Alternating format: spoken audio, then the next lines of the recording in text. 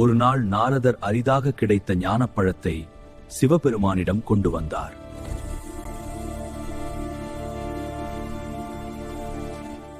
உலகத்தை யார் முதலில் சுற்றி வருகிறார்களோ அவர்களுக்கே இந்த ஞானப்பழம் என்றார் சிவன்.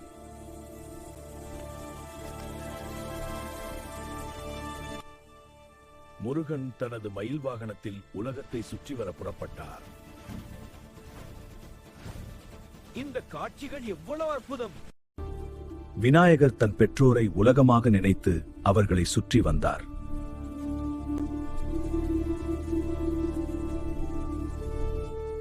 இதனால் மனமுடைந்த முருகன் கோபத்துடன் கைலாசத்தை விட்டு பிரிந்தார்.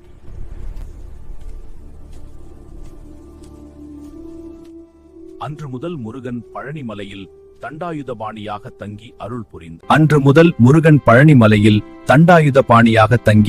புரிந்தார்.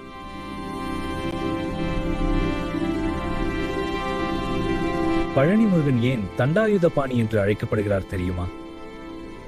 முருகன் அருளால் எல்லாம் நல்லபடியாக நடக்கும். இந்த வீடியோ பிடிச்சிருந்தா ஃபாலோ பண்ணுங்க.